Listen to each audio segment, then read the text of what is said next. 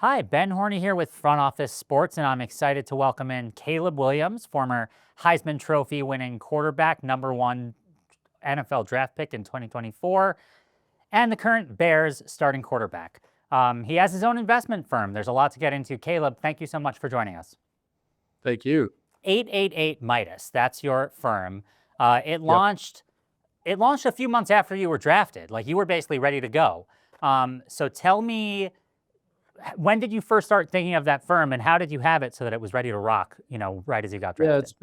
it's been I know it's been up for about 2.5 years now, or 2 years, and so we were brainstorming for about 2 years before that. It took us about a year and a half to get that going. So for me, it's been about 3, 4 years of dealing with 888 and being a part of it and owning it and all of that. And so it's been really fun. It's been really enjoyable.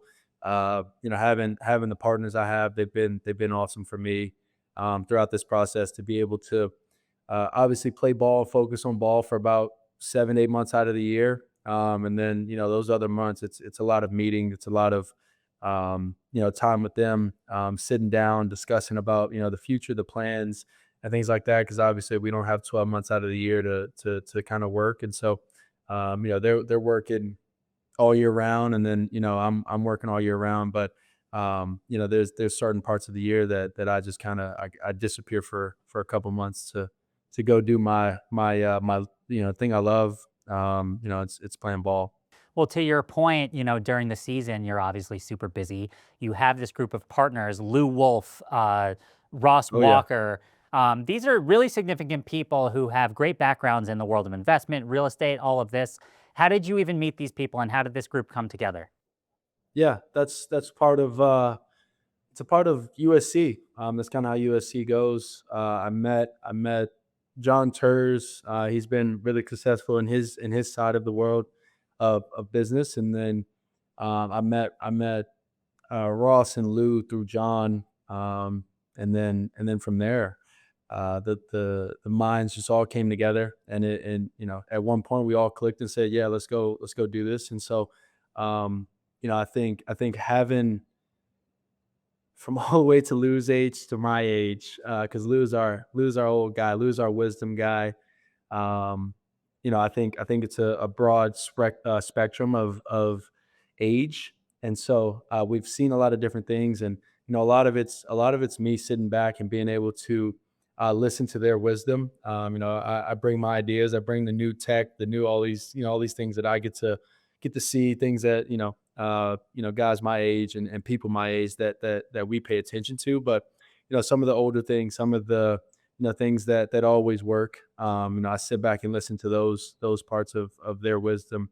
And so, it's been really enjoyable to have them as partners. They've been awesome for me. They've been friends. We were friends first, and just hanging out, having a bunch of dinners together, and then this idea formed. Let's go create this device to be able to help us and um, capture and capture this moment that I'm in and that we're in. I would say is me being able to be an NFL player and obviously have and create and um, have these opportunities that come across my desk and that come across my life. And so it's been enjoyable, and obviously they've been monumental because, like you said, they have a bunch of relationships throughout the years they've built through their other avenues of business and life and things like that before 888. And so their relationships, their connections, we all bring that together, and we find ways to uh, bridge together, and then from there, it's been an awesome device for us. 888 has to be able to not per se put my name out there and just be, oh, I got into this because of my name and things like that, or whatever, or whatever I do on the football field. It's us being able to use this device 888 to be able to invest and create equity, go direct into companies, get in early, or maybe get in between our relationships that we've built between people within these large companies. And so it's been really fun. It's been a lot of teaching. It's been a lot of learning. It's been a lot of in those 4 months, 5 months that I get. It's been a lot of meetings. I've been able to sit back and learn, but also bring my ideas and creative ideas, younger ideas to the forefront, and trying to make 888 such a strong device that we can use and create good for ourselves and for the companies. So, I always like to say it used to be athletes as endorsers, and Yep. nowadays it has changed and it's athletes as investors. And you just mentioned, Yep. getting equity and that whole focus. The other thing I've heard in talking to some older generation athletes is that it used to almost be kind of looked down upon to discuss Yeah. off the field endorsements in the locker room. So, kind of two questions here. I'm wondering if that environment has changed. In the locker room, are you guys talking? I mean, obviously, in addition to football, are you talking Yep. about what you are doing off the field? And then what do you think it is about your generation that you might understand that the older generation didn't with regard to the equity component? Yeah. The first part is, yeah, it's about 95% football, and then there's like a small 5% for those 8 months. 5% of those 8 months, it's we're talking about off the field, whether it's excuse me, whether it's life, whether it's family, whether it's outside and it's actually business and things like that. Yeah, there's other talks that go on, and yeah, it's not really frowned upon per se. Obviously, if you make that your life, and that's the part that becomes frowned upon. We're here to complete a goal by the end of the year of each year, and that's to win Super Bowls. And so that's always first, that's always second, that's always third, and then things come after that. So um, that's how it goes. That's how it goes in our building, and that's how it's going to go. I would say until I'm out of the building. And so that's first, and then the second half of that. What was the second half of It that was, question again? like what is your generation seems to have some understanding that the Yes. older generation didn't. Yeah. It's also understanding that you're in such a unique position in life. You're not a part of the 1%. You're part of the 0.0001%. And then when you dive into actual positions and how many people are on teams, and there's only 32 teams, and there's only 32 quarterbacks, and there's maybe one or two stars of wide receivers, and things like you start diving into those percentages. When you retire, those go away. And so you want to be able to capitalize. You want to be able to put yourself in position so that when you're done, you don't have to go and like you're gonna go and work. 888's gonna be around for a long time, but you don't have to go and make a living for yourself. You can use the devices that we've created, that I've created, and things like that. You can use companies that other people have created that on the football field, other athletes have created to be able to go and make money for yourself throughout the time. And so I think we've learned that we've been able to sit back. We've been able to sit back and see um, what it's been like for the others. We've been able to sit back and learn and learn from them, from the older guys that we say that are now retired and things like that. So I think it's a little bit of growth. I think it's a little bit of just being able to sit back and watch and learn. So, in addition to the group that you work with at 888, are there any athlete role models that you've looked up to, or that when you were coming up for the off the field portion in the business that are modeling yourself after? Yeah, I think first, and he's not an athlete, is my father.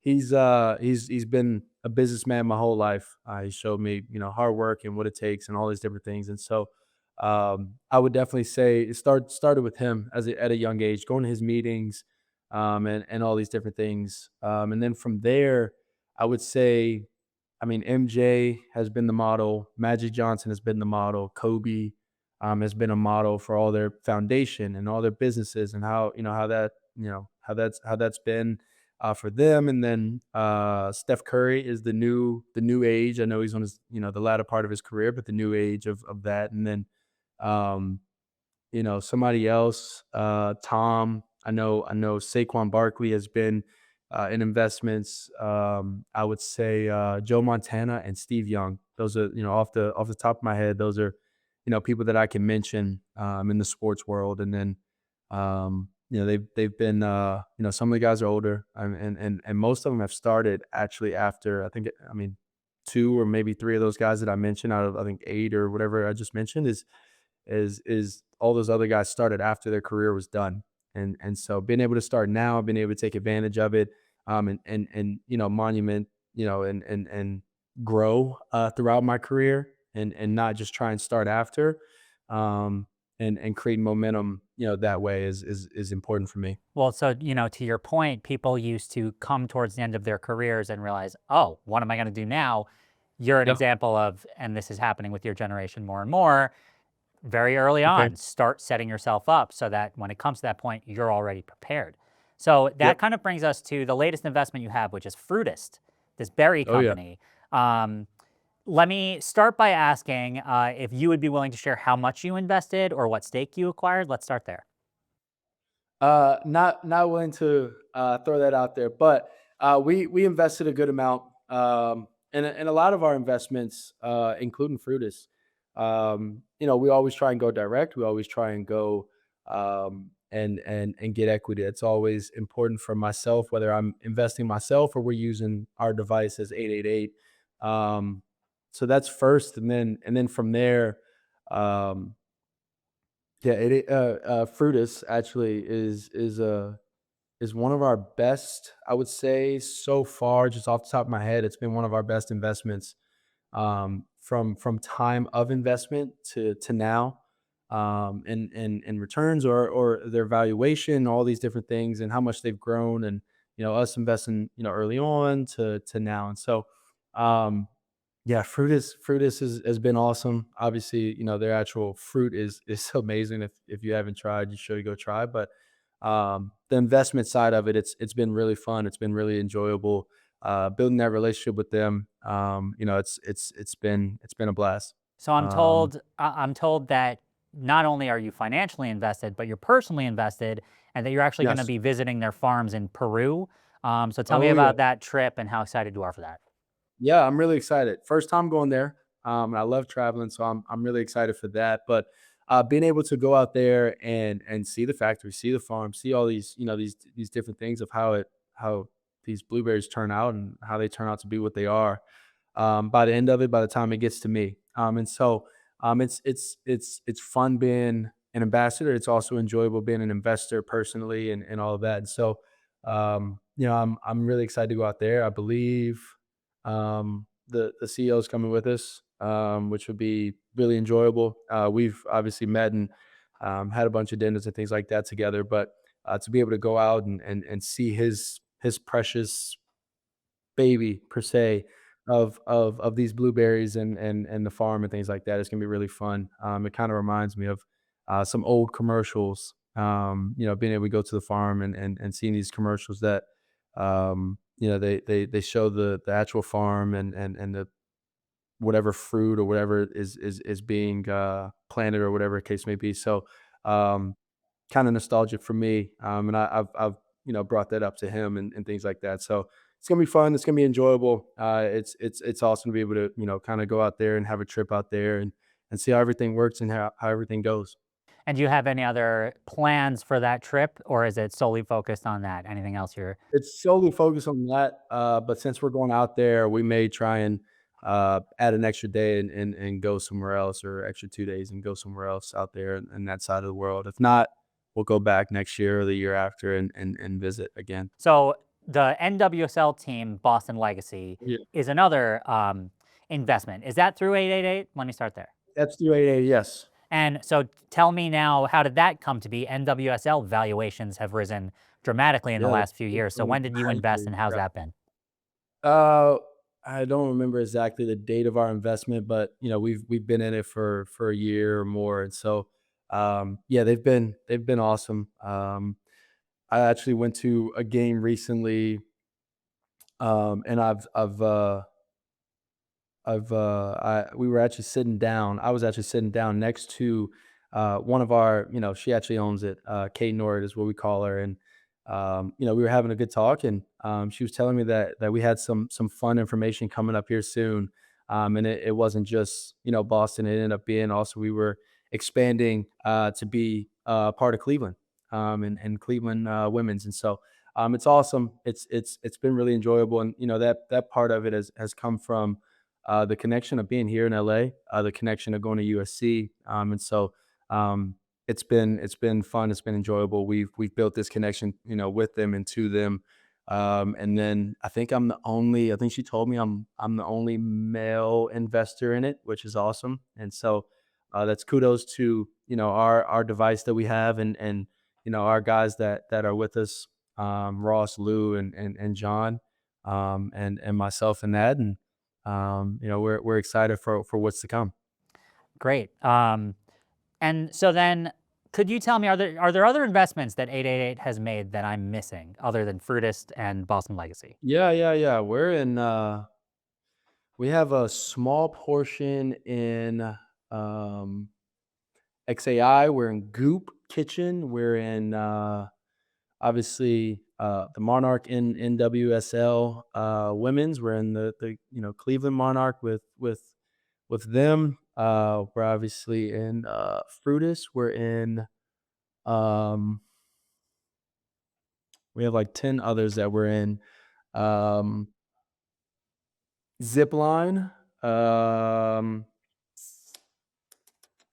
It's a robotic company. So we're in a couple tech, we're in sports, we're mainly we're no vices. Our main thing is no vices. So it's wellness, it's tech, and it's sports. And so those are our main.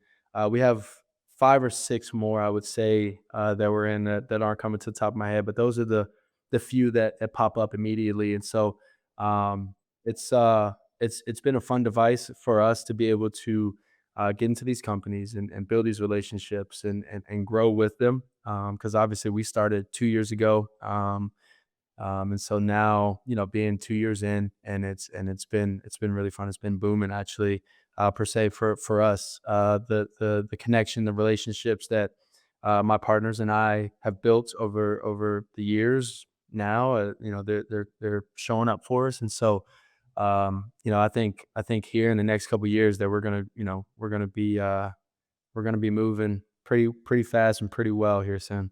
And so that kind of investment thesis that you talked about, the wellness, tech, sports, and no vices, is that something that, again, you're a young guy. So is that something that you had in mind? Is it something that came up during maybe those dinners that you were referencing earlier with the partners? Like, how did you guys come up with the investment thesis?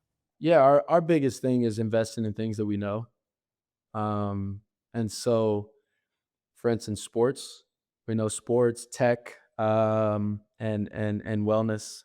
So those are avenues that we know, and we don't want to step out of our avenues and things like that, because then the bad investments start coming because you don't have the proper information, you haven't been in the world of it, and all these different things. And so we focus on what we know, and I would say that's kind of the realm of what all of our guys encompass. Some real estate, but that's typically a little bit more personal investments and things like that. But it's been those 3 buckets have been the heavy hitters for us. And is there anything that you particularly have your eye on? And by that, I don't need you to name specific companies because that might hurt your ability to invest, but other women's sports, WNBA, are there other emerging leagues in particular that Yeah, you see as maybe hidden gems or things you'd like to invest in? I wouldn't necessarily say hidden gems per se, but there are other avenue. I mean, we want to dive more into tech. That's a realm we want to hit pretty heavily. Another one is we want to go a little bit more into sports. Obviously, you have to prepare for sports. Sports teams, and getting into investment with sports teams are pretty expensive. And so just growing and growing and growing, and then when that time comes with the right team or right sport that we like, we'll go and invest. And so one of the big ones for us, and well, personally for me, um, is F1. I love F1. F1. I've grown to become a really really big fan of it, and so that's one of them. We'll definitely dive into more tech, and then the wellness side of it for us is easier just because that's a big part of my life and everyday life. And so bringing up new ideas, new businesses, and being able to invest in that side it's a little bit easier for us and for me. So I know you've only been doing this now for a few years, but I am curious, has there been a situation, has there been an investment gone wrong or a situation where you were close to a deal and then, something happened with the other side and you realized actually we want to walk away, that you were able to take a lesson away from? And again, I say this knowing you're only 24 years old. Yeah. We've actually been pretty solid on our investments here. We haven't for all our investments, we haven't gone overboard on putting a certain amount in. We're very smart about that. We also invest all of our own money, and so we're very obviously keen on you don't want to lose money, whether it's your money or anybody else's. You don't want to lose money, but when it's your money and you're actually in it, and that you're showing that track record that you're not scared to go put your money up and put your money where your mouth is, as the saying goes. And so we do our due diligence on the companies. We focus on the stats. We focus on the people. We're really big into the people. That's been, I think, big. I mean, if you talk about sports, if you talk about business, if you talk about anything like that, it's the people that matter. And so we're really big into the people and who the people are, and how we either connect or relate to these people that own these companies. And so I think we've done a great job with that. Obviously, you have to make sure we do our due diligence every single time and not just put everything into the people, but a big portion is trusting the people that own these companies. Yeah. So, I was going to ask, and you kind of answered it. You and your partners are investing your own money. Yeah. Are there thoughts or plans of raising funds from outside investors at any point? Or is Yes. this what it is? Yeah, tell me. Yeah, yeah, yeah. We'll keep putting up our own. Um, we'll keep showing our track record. We understand we're a young company, a young investment, but showing the track record is really important to these other investors that will want to invest in us, and showing that, and showing how successful we are, showing that we hit on more companies than we ever would miss on. And so we're going to keep showing that. But the investor part, yeah, we're fully into that. We're fully into bringing that part of it into our company. And whenever that time is right, that's when it's right. And so we'll whenever that time comes is when it comes. And so that's how we go about it. When it's right, it's right. When that time comes, we'll be ready. And so like I said, we're gonna keep showing a track record, and make sure that we keep hitting on more than we ever miss on. And are there teammates or even opponents who ever come up to you and say, hey, what's this about your firm? Can I get involved? Do you have interest like that?